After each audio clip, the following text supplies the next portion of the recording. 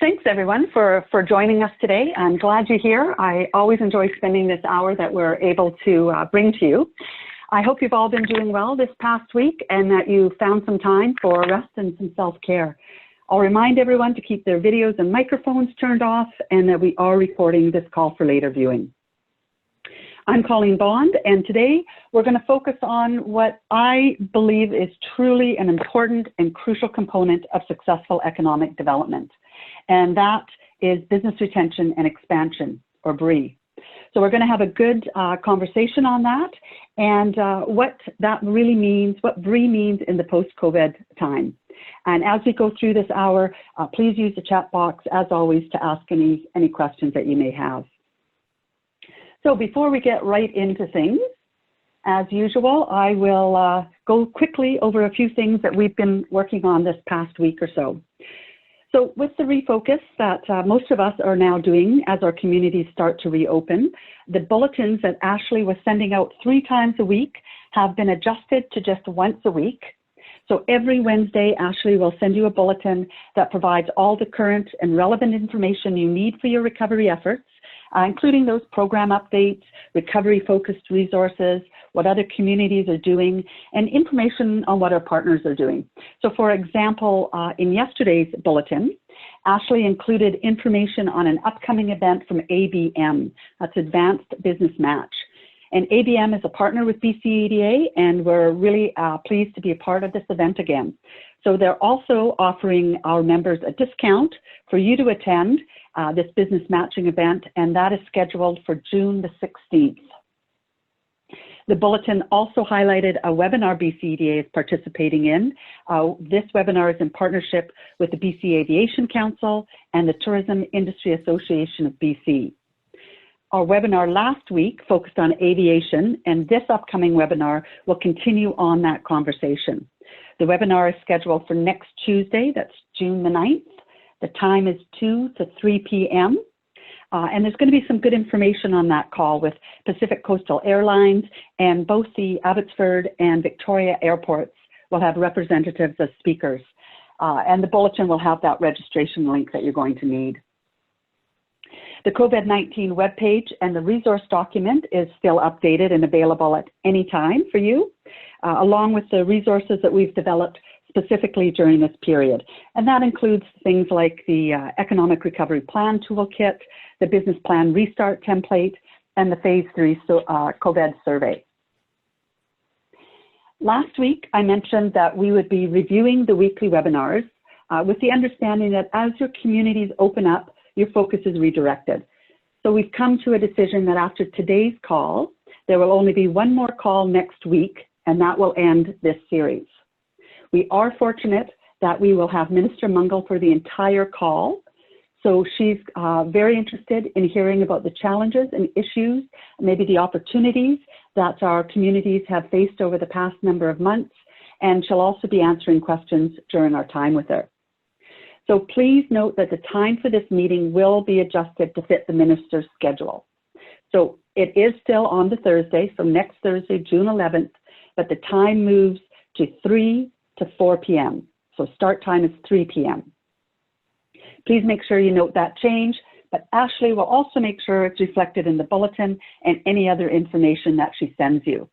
And on Monday, there will be a reminder of the call with the time change and other information you should need. So a few updates to get to. This week, the government announced that the federal gas tax funding will be accelerated this year, and funding for communities will be delivered in one payment in June. So this changes from the 2 installments that are typically made, with one in summer and the second one later in the year. Communities will have the flexibility to use the funding to meet their local needs, and projects could include access to high-speed broadband, improvements to water and road systems, sports infrastructure, and capacity building. The Canada Emergency Wage Subsidy opened a consultation period last week. The Federal Department of Finance is looking for information and feedback from businesses of all sizes, labor representatives, nonprofits, and charities about potential changes for the program.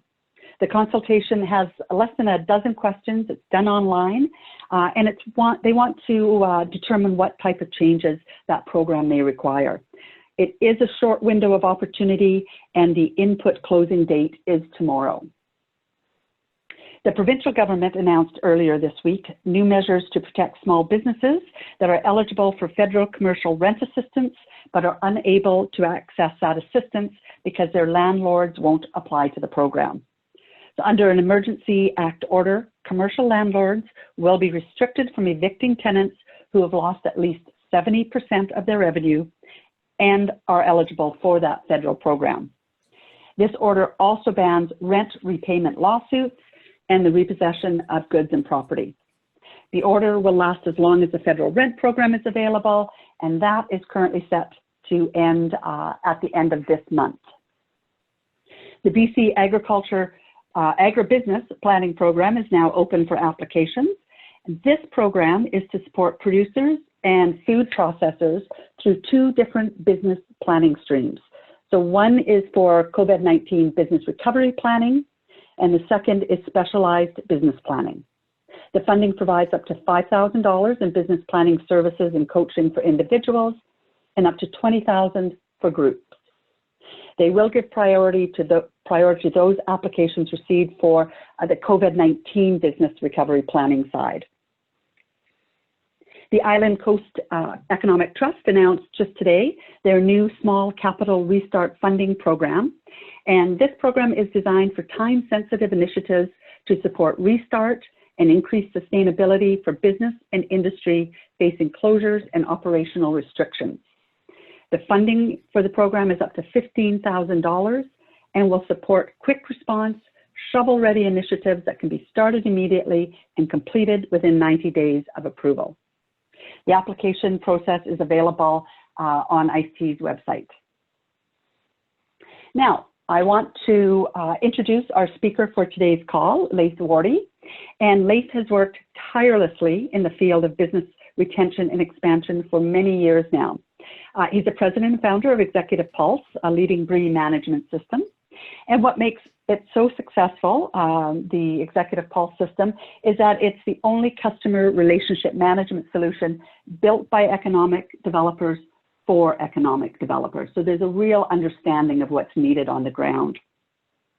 Laith has been a speaker at many of BCEDA's events, along with being a leading speaker and trainer in all things BR&E for other provinces, states, and the International Economic Development Council. He's passionate about engaging with businesses and talking about how communities can best use BR&E practices. And so I want to welcome Laith. It's good to have you here today. Thanks, Colleen. It's good to deal with you. Well, before we get into things, I wanted to show some results from a municipal survey that we put out last week, where we asked our community members to answer some questions. We've had a pretty good response so far, and I want to thank the folks who have taken the time to fill out that survey. So in preparation for this call, I pulled a few of the questions that related directly to BR&E. So as you can see, 68% of those who responded do not have an active business retention and expansion program, while 71% identified BR&E as one of their economic development priorities. So a bit of a disconnect there, although it's good to see that third bullet point. So 80% of respondents want information, education, or some type of assistance on BR&E, which I take as a very good sign, especially given our current situation. What are your thoughts on what you see there, Laith? Are you surprised? Do you think this is a pretty expected result? I guess the 68% for me would be, the way I look at that is maybe folks that are, working in a downtown corridor, maybe don't view what they do as BR&E specifically, but they're probably engaging the business customers there. So I don't know. I mean, I'm not saying I disagree with your methodology on this, but I have a feeling that people may not be labeling things, Colleen, the way that you and I do. Maybe not using the same naming conventions, but they're probably in one way, shape, or form doing BR&E. They're just not labeling it that way or seeing it that way. That's a really good point. Well, let's talk about BR&E as a priority, and it's something BCEDA has certainly talked about for many years, that BR&E, business retention and expansion, engaging with your businesses in some consistent way, should be a priority in any successful economic development organization. Now there's COVID's involved here. So what's your thoughts on BR&E as a priority? Yeah, so I mean, usually historically I've said, and I've been doing this, for 20 plus years, and I've said to people, especially those people in smaller rural markets, I say to them, I'm not saying it to be a smart aleck, I say, if you're not doing existing industries work, I don't know what you're doing every day, because your entrepreneurial development is probably fairly limited. What you can do in terms of the scope and impact of entrepreneurs is probably fairly limited. And more importantly, what you're doing on the recruitment and God willing FDI front would be even more limited. So if you're not doing retention, I've always said to people, what are you doing? Today, I'm going to actually broaden that out, Colleen. I'm going to say to everybody in any market, it doesn't matter if it's Center City, Vancouver, if you are not all hands on deck with BR&E, I don't know what you're thinking about right now, because COVID is in so many different ways unprecedented from the consumer's perspective, our consumer as economic developers. This is really an unprecedented event. It's an earth-shattering event for these people. And this is not and Colleen, because you do BR&E all the time, and you're working all over the province and beyond doing this kind of work. In a normal situation, I'm in Vernon, for example, and I'm Kevin Poole, and I say, you know what, here's my work plan for 2020. I'm going to do 200 face-to-face visits. I'm going to do 3 business walks. It's a very manageable. Typically, BR&E allows us as economic developers to be the ones to put our foot on the gas pedal, or conversely, put our foot on the brake when things get a little bit too heated, or when we're maybe overwhelming the system, if you will. Right now, every nook and cranny of any given market in terms of the business community, they're being impacted by this. So we don't have the luxury right now of not devoting every resource that we have on retention expansion. Every business in your community, and I shouldn't say every, I don't want to make that statement, but let's just say realistically, the vast majority of businesses in any community are being adversely impacted by COVID or some sort of latency based on COVID. It's all hands on deck right now. Everybody needs to be focused on it. I couldn't agree with you more, and I think it's a good point. You step back from that every business in your community, and even the example with Vernon at 200 or 300 business interviews. I think sometimes in communities, perhaps they think if they can't do it all, maybe they shouldn't do anything. And I think if you can only meet with 5 businesses in a month, do you agree that's successful, BR&E? I do. I feel like the only thing that I feel is not successful is in a normal situation. Now, we are certainly not in a normal situation right now, but in a normal, take us back 6 months, I would say the only time I would not rattle the cage of a business or business owners is if I'm not willing to help them in some way, shape, or form.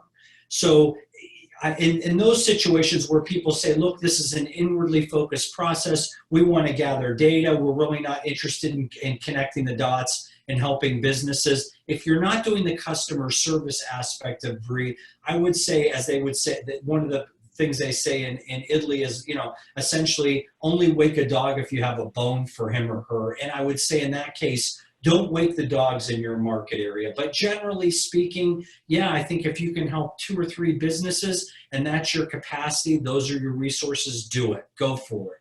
That's fantastic. Yeah, I agree. There isn't a top limit or a minimum. It's just reaching out to those businesses in general. And as you said, if you can help 2 businesses, that's great. And even if those 2 businesses you can't help, it's still important to reach out to them. It's important for them to know that you care about them. And normally, and I'm just going to tell you, Colleen, one of the things I've always preached is hey, BR&E is really a relationship. Strip everything else away. It's about building the relationship. I'm not so keen on the relationship aspect right now. I feel like, you know, for most of us, we are really at a fever pitch right now. And I feel like BR&E needs to be much more transactional in nature right now. We need to be focused on really getting results for businesses. And the example that you use, smaller communities, you probably can't be all things to all people. So that puts the onus on you to be even more strategic in, hey, we've got finite resources, we've got finite time, we've got finite funds. Who are we going to go after? Where do we get the greatest impact to help right the ship in the community? That's what you're going to have to be forced to. You're going to be making some judgment calls for the foreseeable future. Yeah, absolutely. Well, that's a good point. So let's talk about what we're doing right now with regards to engaging with our businesses and that COVID-19 influence. As you said, that relationship is really what BRE traditionally or typically is all about, but maybe address sort of the COVID-19 influence now on BRE. Yeah, I feel like I want to take one step back and say that most of us that are doing economic development, regardless if your focus is, new business or startups or existing business or workforce development or tech transfer, community development, it doesn't matter what your focus is. Most of us are, I guess, we're rooted in understanding generally the concepts of commerce. All of us that are in this field in one way, shape, or form, I think we feel a kinship to the private sector, a kinship to people, and an appreciation for people running their business. This is what we understand. We understand the commerce aspect of this. What COVID has pointed out to us, and I mean, you and Dale do a lot of work with disaster recovery,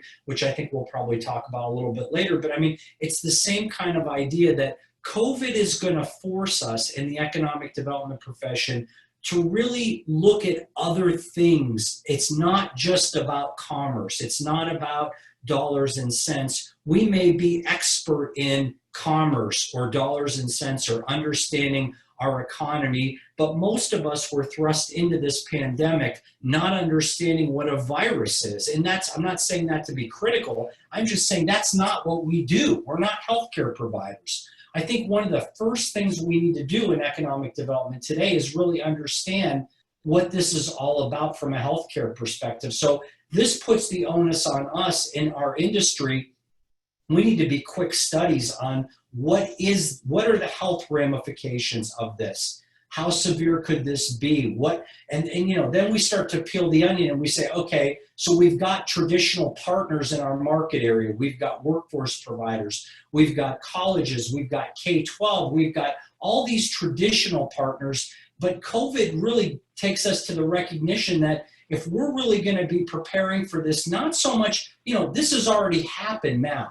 The horse has already left the barn, so to speak, now. But we know now that pandemics are a possibility and something that can happen in the future. If we want to structurally be aware and ready for this the next time, now we have to say we're going to have to bake into our BR&E equation healthcare providers. They need to be part and parcel of what we're doing now. They need to be part of our resource teams. We need to be having ongoing dialogue with them. We need to generally understand the health ramifications of what's going on with a pandemic like this. So I would just say from an overarching standpoint, those are things we need to do. And then I mentioned just, obviously because of social distancing, a lot of what people on the webinar are used to when we talk about BR&E, most people are thinking in terms of, okay, it's going to be my annual visit or my face-to-face visit with a business or a decision maker at a local business. Well, with social distancing, that type of interaction is really not something that we should be anticipating is going to happen anytime soon. You're going to find business people that are going to be very reluctant to sit down face-to-face for a visit. So this type of face-to-face outreach is really going to be out. We're going to be throwing it, for at least for the time being, Colleen, we're going to be throwing it out the window. And we need to be looking at virtual and tech-based type of outreach. So, very much like the webinar that we're on today, we need to be looking at those type of technologies to help us to make sure that we're still making a connection with businesses, but it's not going to be the typical face-to-face connection where you're, reading body language and eye movements, and that's going to be gone for a while. We're not going to have that same sense of physical intimacy with business people. So those are a couple of the things. I would also say the whole concept of one-to-one with BR&E is not going to be the same anymore. Because we have so many businesses, because there's such a pervasive impact of COVID, I don't have the luxury anymore of saying, okay, I'm going to do one-to-ones with businesses in my community. When I have 1,000 businesses who are all suffering the same plight right now, I simply can't intake them one-to-one. So I need to be looking at one-to-many or many-to-many type of relationships. When you talk about a GoToMeeting or a Zoom or a Microsoft Teams, that's going to be more where you're going to be living with BR&E in the future. That's where it's going to be. And again, I'm not interested right now in the relationship, although I do want to say, for those communities that have already done the heavy lifting historically and built relationships, they're going to find that their responsiveness with COVID is going to be better, because if they are doing like mail surveys, or if they are pushing people to web portals, those business people already feel comfortable with, hey, this is an organization I know and trust, and I'm willing to give them my time and give them input. So, but it's not going to be about the relationship for the foreseeable future. This is really going to be a transactional triage for the foreseeable future. We are really looking at getting as many businesses in the pipeline as possible. And again, the other thing I'm just going to say that's antithetical to one-to-one, traditionally in BR&E, I'm not opposed to people helping individual companies or individual businesses. This is going to be a situation where you're going to need to look at swaths of businesses and say, okay, what's the recurring theme in my tourism industry? How can I help multiple businesses with one program or one policy? So the game now is really multiples. It's not individuals. And I'm not saying we want to discount the relationship long term, but the focus right now really needs to be putting out fires. That's where we need to be. Yeah, you've made some really interesting points, I think, there. One is definitely those communities who have already engaged their businesses, have built those relationships, will come out ahead. You're dead on right about that. I used to be an economic development officer, and we started our BR&E business retention program because we didn't really reach out to our business community at all. There came a time we were doing some business attraction work, and they wanted to talk to our local businesses. So it was almost embarrassing for me to reach out to my businesses for the first time in a lot of ways and ask for their help because I needed them, versus what my role should be is how can I help you? That's a great story. Yeah, so I think those relationships are so important, and starting at any time, at any level, is always a good thing. I like your point about your partners. BR&E, just like economic development, is not something that you will ever do alone. You've got to have those strong relationships and partners to help you with things. And given the time now, you're right, those partners may be changing than they were a year ago today. Probably you might not have had those healthcare type of representatives on your BR&E team, but you certainly do need them now. So I think that's a really interesting point to see how BR&E does evolve and change given the current circumstances. And Colleen, I'm not trying to be a downer here, but the worst case scenario for me as an economic developer today is that my local elected official says we need to do something about COVID. And the example that you just used, we've never structurally had a BR&E initiative. And now I have to try to cobble together not only relationships with the business community that give me an entree into what they're feeling and thinking and what their needs are, but I also have to cobble together relationships with, in your case, federal, provincial, local, regional providers. I don't have those relationships. I had never had the dress rehearsal for those relationships. And right now, everybody, every organization is busy We're all trying to be helpful. Nobody's got the time to sit down and say, okay, so you're starting a new BR&E initiative. How do you want me to play a role? Nobody wants to do that today. So those people that already don't have that structure in place, I'm just being realistic, they are at a huge disadvantage right now. And again, I think it's a good news and bad news situation. The bad news is you're at a disadvantage for the pandemic today. The good news is this needs to be an epiphany or a wake-up call where you say, okay, in the future, we're not going to be caught flat-footed like this. We're going to be ready to go because we've got an embedded BR&E in our community. We've got those relationships with the business community. We've got those relationships with our stakeholder network, and we can galvanize the troops when we need to, when there's a community problem. That's got to be the goal right now. Yeah, absolutely. And I can guarantee that whether you've engaged with your businesses or not in the past, they will welcome your outreach today, tomorrow, whenever. They will always welcome it. You might have the odd one who never will, but for the most part, your businesses are going to be really welcoming and want to hear from you. I agree. Well, let's talk about well, you know what, actually, before we talk the next thing, I want to talk about the notion or perception, because that's sort of what we're talking about, that perhaps our businesses don't want to hear from us, right? Or maybe they're too busy right now, or maybe, maybe we just think that at a local level, there's not much we can do for them, so we're not going to reach out for them, or reach out to them. So I want to jump to a community that actually has been doing a lot of really, really good work during this COVID period for their businesses, and are now moving into new initiatives as we start to get into post-COVID. So Andrew Kemp is the EDO in Penticton. That is a beautiful lakeside community in Penticton. For anybody who has never visited there, it's absolutely gorgeous.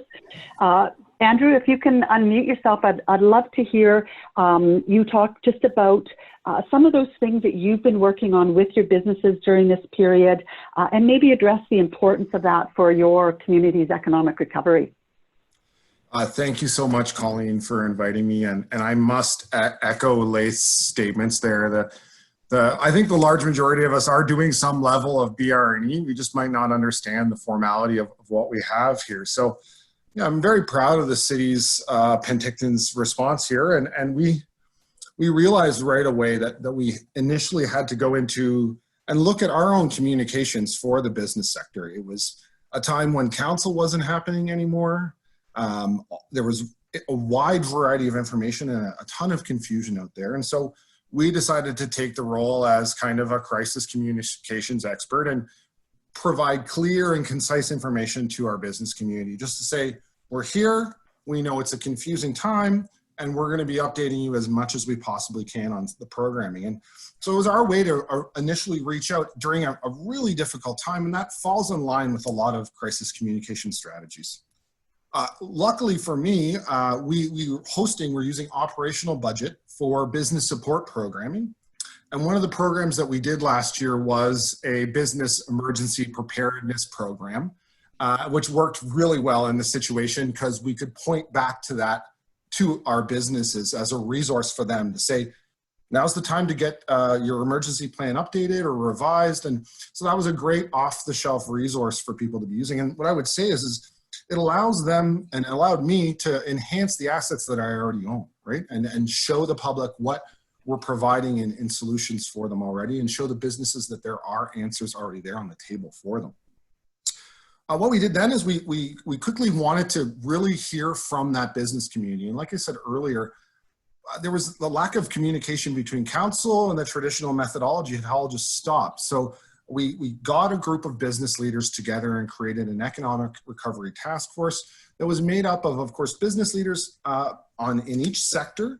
But then in addition to that, we had those business associations like Community Futures, our Downtown Penticton Association, the Chamber of Commerce involved, so we could hear from all different voices. So I was really using that task force as a way to provide recommendations to our council on what was happening in their sector and how the municipal council could respond to them. So it was really just about opening that door and keeping those lines of communication going very strongly.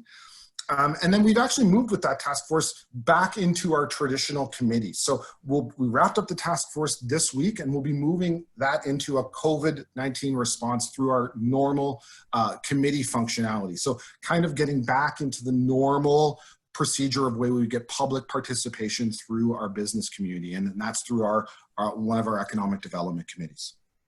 And then finally, what we felt like was a really great opportunity, knowing that we weren't going to be able to host that Future Biz conference, that business support conference that we took the funding from that, and we decided to share and tell the local Penticton residents and community about a buy local campaign, essentially to support the economic recovery, tell people what businesses were reopening, what social development organizations were doing, how the arts and culture organizations had changed. And so we've launched Love Local Penticton, and it's not rocket science, but it's worked really well. And what I've done is I'm now getting a video series done, essentially that'll be evergreen, so I can use it for future marketing materials, but one's going to be focused on attracting virtual workers, because we feel like that's a great way to diversify our economy. One's going to talk about how the development sector is continuing to go really strong. One's going to focus on how our arts and culture society has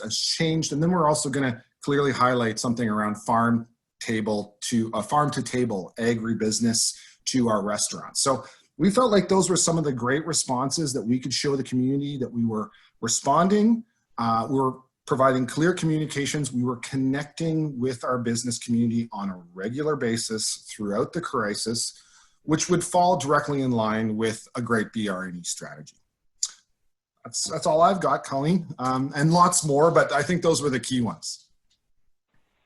Yeah, that's excellent. You said two things that really stood out for me. It's not rocket science, and regular communication. You know, I think a lot of times when we look at economic development or BR&E, that we think it has to be complicated, and it doesn't. The simple things are really, really important and can do a whole lot of, have a whole lot of impact on our businesses. So thank you so much for sharing with us, Andrew. And Penticton, you've done a lot more than the things that you've just mentioned. I know your council just passed the open alcohol policy, where in specific areas down at the beach, you can have open alcohol. That encourages residents to go to those businesses, that the restaurants that are only allowed at 50% capacity now, so they can do takeout and, you know, fill a growler from one of your fantastic breweries that you have down there and spend some time down on the beach. Your free parking has been extended to 2021. I know you've started a job posting for your businesses that are looking for employment. I like the company or the URL, which is starttheokanagan.com. I think that's great. You've got a partnership of Be a Tourist in Your Own Hometown, a collaboration with a local regional media here. So you've done some really good things. And honestly, as great as those ideas are, they're not rocket science, as you said. So what are some of your comments, Laith, on what you're hearing? I loved everything you had to say. Andrew, can I follow up with you on one thing? I'm just curious. Absolutely. So it sounds to me, I mean, because one of the things I think you hit the nail on the head, a variety of things, I loved what you said, but you're really the information, you're kind of the information point of the spear for business, as it sounds like. You really wanted to make sure that they can get factual, up-to-date information from you. And I think what your point was also that it's a lot of times maybe you're not providing a specific service beyond that information, but that information in and of itself is kind of an empowerment for the business. Do you feel like you were viewed as, it sounds like you were viewed as one of the primary information providers in your market area? Is that a fair statement? Myself and those other business associations, I would agree with, you know, and Community Futures here in South Okanagan has done a great job and hosts weekly chats, well, they were doing daily chats actually, to allow business members to ask all those questions.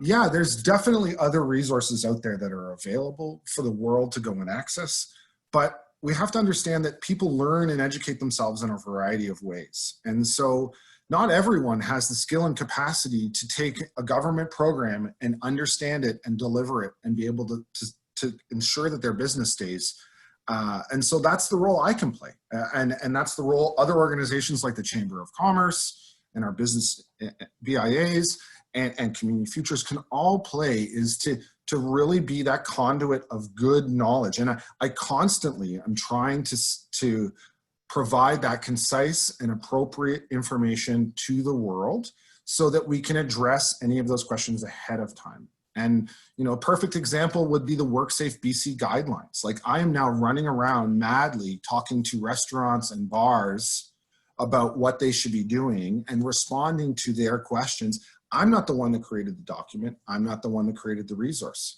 but I can be the one that learns about it, or at least as the facilitator to connect them with the right people that have the accurate information. That's what we should be doing as economic developers. I think that's spot on. And I want to ask one more follow-up question. I was on the phone with one of your colleagues earlier today that is also doing a very aggressive job covering the bases with COVID. For the size of her community, I was telling a few people, like, they're really kicking. But anything, Andrew, that you're getting back from the business community that's kind of coming out of left field? I know there's a lot of things you and your partners probably anticipated hearing, but is there feedback that you're getting that's kind of striking you as, wow, I didn't think that was going to be the case, but it's recurring feedback? Right now, the strongest feedback I've been hearing is the commercial rent. It is, I think that is inherently a challenge, and there has been a low uptake on lease landlords in accessing that federal government program. And based on all the other programs, I was expecting much stronger uptake. And for me, that concerns me over the long term.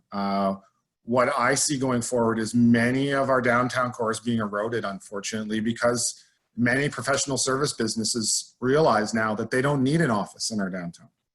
And so that's going to create a totally changed landscape. And so by doing BR&E, we can at least keep those businesses here in their community. Maybe they might not be in the downtown core anymore, but it's those ways of kind of pivoting a little bit for us in the economic development world to say, how are we going to deal with this very changing landscape going forward? That's great. And I think you're also looking into your crystal ball and seeing a very real, there are going to be a number of disruptions to our economy flowing from this. And one of the legacy issues is going to be just what you talked about, the absorption of property and commercial properties, industrial properties, where people said, oh, we used to have our engineering department. We had 50 people in our engineering department in this cubicle building that no longer need to be doing that. So you're absolutely right. Absolutely right.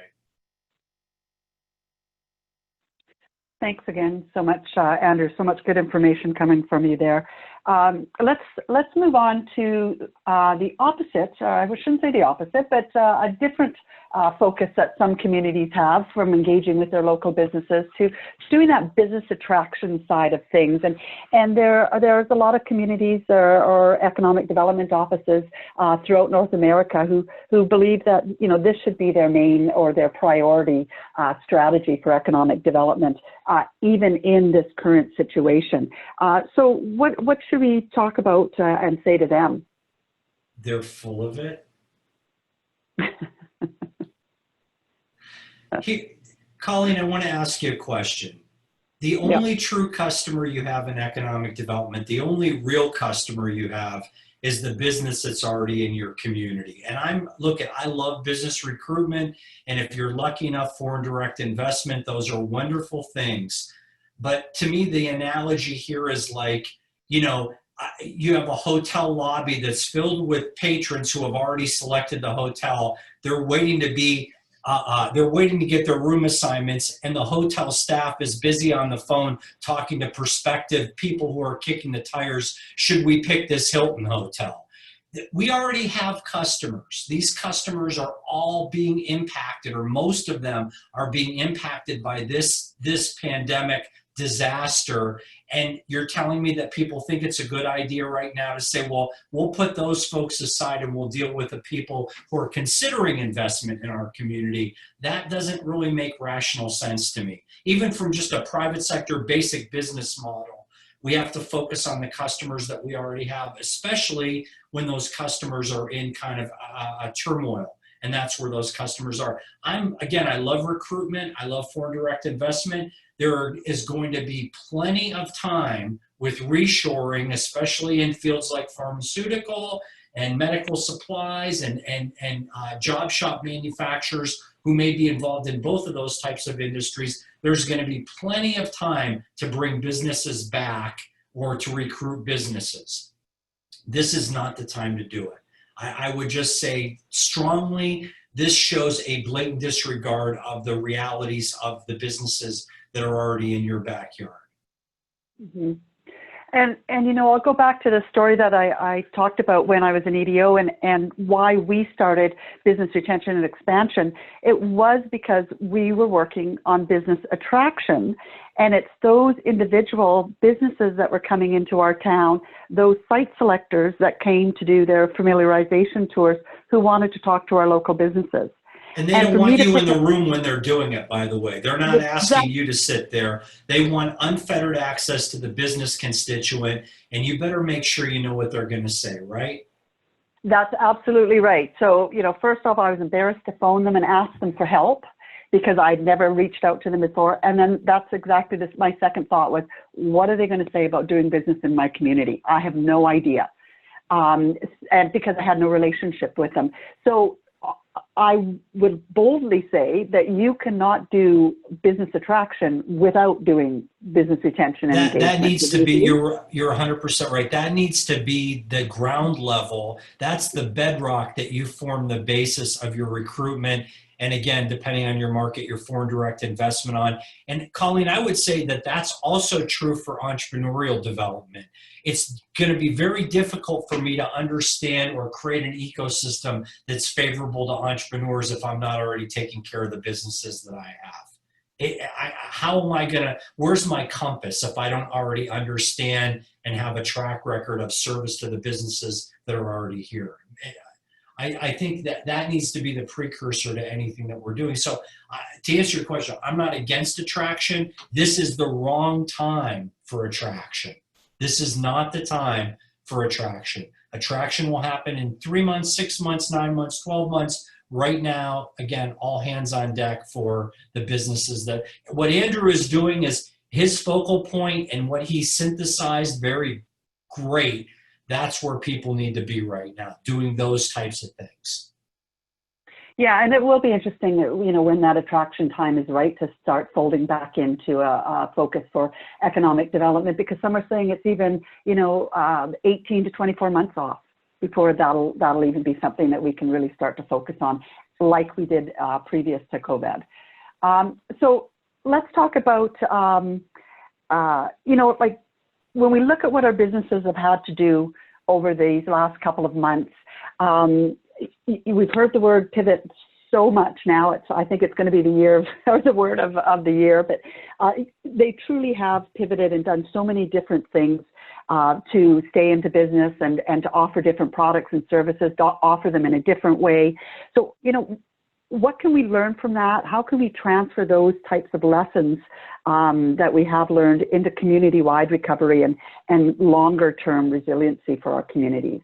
Well, I mean, Andrew mentioned buy local, and I always feel awkward talking about buy local when I'm speaking to Canadians generally, because I think pound for pound, your country is probably better at buy local than any other country that I'm familiar with. And I'm not, I don't want to make a blanket statement, but I think you guys have really, in many cases, perfected the concept of buy local. So to me, that would be one of those things that would be, when you talk about resiliency or preparing for the future, that is almost like saying, checkbox, do we have a strong BR&E initiative that's structured, sustainable? Is it check 2, do we have a buy local campaign? I feel like that's it's not just the pandemic that we're facing right now. It's natural disasters, man-made disasters, cyber crime and data breaches, community a wide, and you've had mill closings in communities in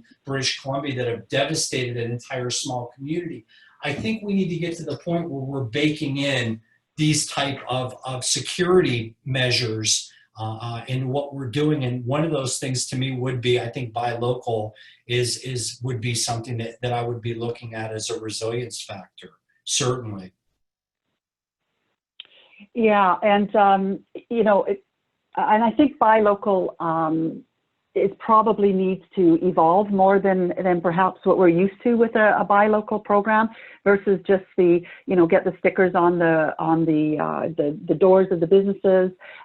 Let's talk about it for the week of buy local that we're going to focus on. This is a much longer term focused program that needs to be put into place in your communities.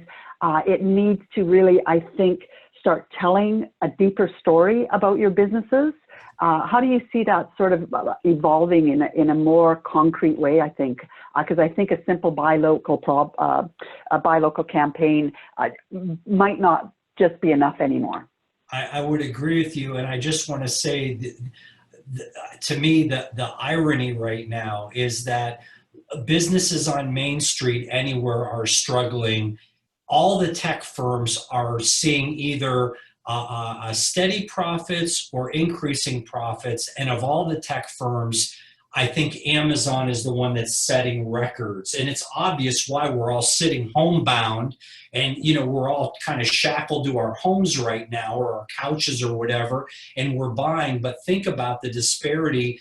Businesses on Main Street are not able to make ends meet, and Amazon is seeing record profits. And I think that needs to be kind of the fixation point moving forward, that I'm not advocating that we abandon buying online, but businesses need to figure out a way that they can capitalize on those type of opportunities, and also convince local consumers that, hey, it's almost your duty to buy from us. I think there needs to be more of a kind of an ingrained and expected pattern of purchasing on Main Street moving forward.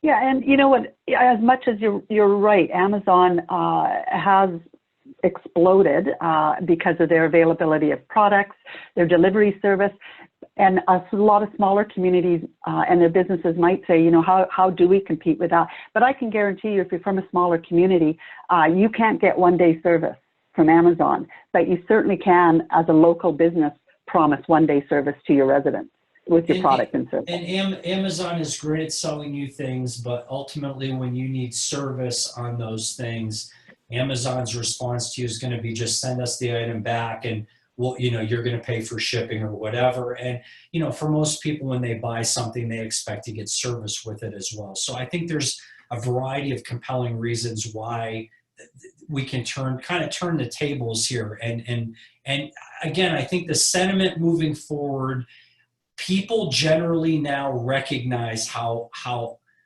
vital it is to have businesses that are going concerns in your community. I think it's really a good time for us to be to really be reinforcing that message. And in addition to buy local, I would just say, if I'm doing local economic development right now, I am also thinking about matchmaking services. And I know that part of buy local is that matchmaker service, but I'm really thinking about dedicated matchmaking, saying business, because Colleen, you identified, restaurants are opening at 20% or 30% or 40% capacity.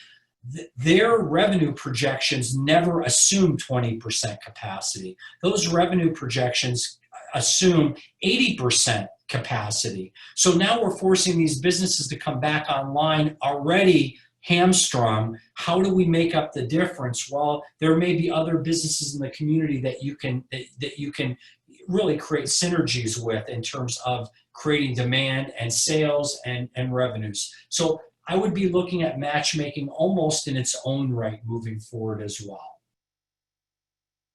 Yeah.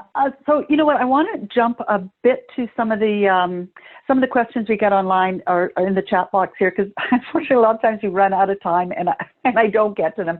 And my apologies to the call participants. So I want to take a couple of that are here and make sure we answer these while we have you on the line here, Laith. So one of the questions was, what are some of the regulatory barriers that governments can do to enable more businesses to thrive? This is regional or provincial mobile business license. That's, I guess, an example that she's thinking of, or they're thinking of. I don't know who that came in from. So what are some of your thoughts on that? Well, I also think about a lot of the response programs right now, both in Canada and the United States, where they continue to kind of move the goalposts and make it easier for people, businesses that have gotten capital, to not have to worry about how they're going to pay that money back, or hey, in terms of the due diligence that you're going to have to provide the government in terms of your payback, we're going to make it a more friction-free process for you. But yeah, I would agree. I mean, Colleen, you mentioned, you know, the alcohol situation in Andrew's Market, where you're saying now that, you know, hey, you can go down to the beach and you can get alcohol where you couldn't get it before. That's an example to me of saying we've got a number of businesses down on the waterfront that need an inducement. People need to be able to go down there. So I think there's I don't know the Canadian laws as well as certainly all of you on the webinar, but I would say those are the types of things at the local level that you could be relaxing to make sure that businesses don't have, make things more friction-free for businesses. Those are the types of things. The example you used with the alcohol consumption, that's for any business that's serving alcohol, that's going to be a boom for them. So that would be an example. Yeah, I think so too. And at the regional level, because a lot of times at local government, we don't think there's too much we can do. And that clearly shows a policy such as that. And I know there was in Penticton, and Andrew, you can jump in if I'm wrong on this, but I believe there was a bit of pushback on that because, you know, open alcohol in public places, you know, we don't really do that in Canada. But I believe they've got, you know, 24 hours to revoke it. So if they find things are not working out, boom, it's gone, the policy's gone. So, you know, it sort of goes back to one of the speakers we had a few weeks ago of trying those ideas in just tiny little spots, right? And knowing that in 24 hours, if this policy isn't working, boom, it's gone. But the patios, an allowance of patios that a lot of local governments have relaxed their policies on, and the provincial government has as well, to give that extra space to restaurants has been another great one. I know some communities are actually closing their streets as well, so that there is room for those businesses to have some patio space. So there are some really good ideas at the local level that can be thought of and put into place fairly quickly. I like what you just said, like, you know, no holds barred, try things right now. I mean, businesses, you know, we've really gone, think about this. We've gone from a situation a few months ago where anybody that's on the webinar today, they would say, I'm talking to local businesses and everybody's talking about the lack of workforce or the lack of talent. We have completely upended that now. Businesses, there's going to be more than enough talent and people that don't have jobs anywhere in the world right now. But now all businesses are focused on do we have working capital? How do we keep the doors open? Can we find new ways to instigate revenue and sales? That's where businesses are living today. So I think we have to shift our focus accordingly as well. And communities need to recognize they need to be creative. And your point was very well taken. That example is perfect. Yeah. Another question, which we're just sort of talking about right now, is can you comment on whether you think economic stimulus by local governments has any value at this time? I think it's going to have value for the foreseeable future. And, you know, I don't want to be pessimistic about this, but the medical people that I know that I consider to be fairly diplomatic are telling me what we don't know about COVID is what worries us. You know, now you're seeing where you have juvenile cases of a permutation of COVID that are causing kids to die or get very sick. And I think a lot of this is still a wild card, and I think we might be in for a long term. I mean, Colleen, you alluded to the fact it could be a couple of years. We might be in for a longer term course correction here. Businesses are definitely going to continue to need capital. That is going to be, if where business is living right now, that's where businesses are living. That's going to be the demand factor for businesses. So anything you can do to help businesses with temporary loan funds, or better yet, grant funding, that's where you should be trying to help them. Let's just talk, because we're going to start to wrap up here as we get closer to our 3 o'clock.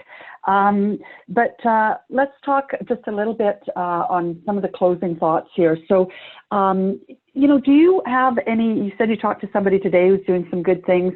I've just given, and Andrew gave a lot of great things that Penticton's doing, but what are some of those best practices that perhaps you've seen from a community or communities, whether here in Canada or the US, who have been doing some innovative BR&E during COVID, or something planned for that post-COVID period of time? There is, you know, you guys are doing, Dale has been really instrumental in calling, you've been involved in things like business walks. And a lot of our clients have done industry partnership meetings or focus groups. Right now, a lot of communities are saying, hey, we're going to use Zoom. We're going to get all of our tourism businesses in this part of town on a Zoom call or as a Zoom webinar, or we're going to talk to all of our HR managers or our logistics and warehousing businesses about their trials and tribulations right now. To me, that's being really strategic. That is looking at industry segments or sectors. There's nothing wrong with thinking about business walks or focus groups and really applying those concepts using technology today. So I think that's a best practice. I think from the earlier question that we had, if you have a way of cobbling together funds for businesses, this is the time to do it. Right now, you need to be helping businesses. And I don't know what it's like in Canada. I have a pretty good idea. It's probably the same situation. In the States, overwhelmingly, the businesses that were served by our funding Paycheck Protection Program here in the United States, those businesses that were wired to that program and got in line and got their money were businesses that had relationships with a bank, that had relationships with an accountant, attorney, etc., their economic development people. We need to be, and Andrew identified that, you need to be the gap fillers now. So, and I would just say, make sure you're covering the terrain. Make sure you are talking to businesses. And a lot of times, and I love what Andrew had to say, it's really you are the purveyor now of information, reliable information to businesses. One of the things, Colleen, I think is getting convoluted is, and it's not horrible, but everybody wants to be helpful. Every organization in a market area, from your health departments to your municipal governments, everybody wants to give out information on COVID. Realistically, the economic development people should be the ones that are really leading the charge on providing information. They should be the clearinghouse of information for businesses. That primarily should be, among everything else we talked about, that should be a primary role that we play. Yeah, I totally agree. One thing I want to say about Business Walks, and I think they are a great program, and there are a lot of communities here in BC who have done them. I think the only negative I would say about Business Walks is it's sometimes thought to be your full business retention and expansion program. And if I could say anything about Business Walks, it's great to do it.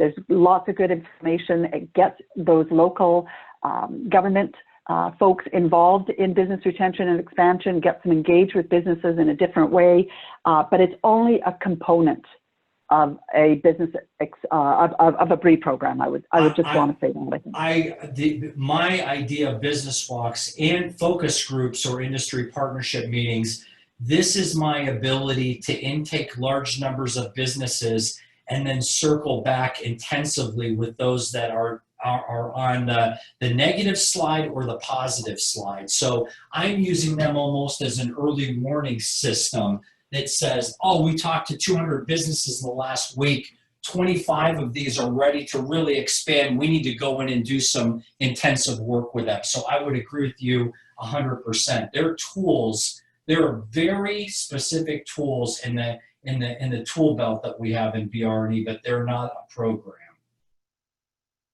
Yeah, and let's talk, we have about 1 minute left, but we haven't even talked about the data that we are able to collect. And we know data is power, but the type of information that we can collect through a BR&E program from our local businesses is so important, and how we can use that to approach perhaps our local government to say that this is what businesses want, this is the policies that need to be changed, this is how you can help our businesses thrive. Let's just have a quick comment from you on the data collection and how rich that can be and help your economic development efforts. Right now, we're doing a project in my home state of Pennsylvania, and we are, we're the CRM vendor in Pennsylvania, and we were shocked at the number of data points on COVID-19 going back as early as February of this year.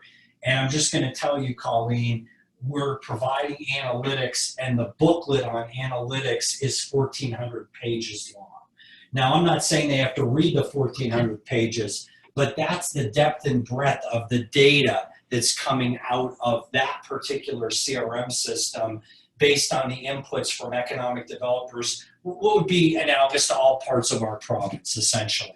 It's mind-blowing. But our state government is using that data to carve out policies and programs and to figure out, are we being responsive? Are we doing the right things in light of COVID? So I think data plays a primary role. It would not be my focal point going in, but I certainly want to collect as much data as possible as a byproduct. Absolutely.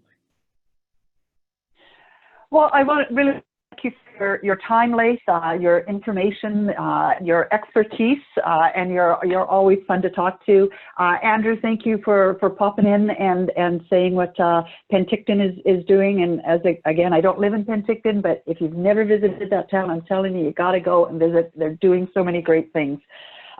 So thank you all for joining us today. I think it has been really interesting, and I hope you all enjoyed it. Don't hesitate to reach out to Ashley or myself. Any questions, ideas, comments, anything you want, we're here and happy to talk to you. The municipal survey that I talked about earlier, it's going to be available for just a couple more days. So if you haven't taken a few moments to fill that out, please do so. I promise you it is only a couple of minutes to do. And it will definitely help us as an association and for BCEDA to move forward and what we need to do. So please take some time to look after yourselves, be safe, and take care. Thanks.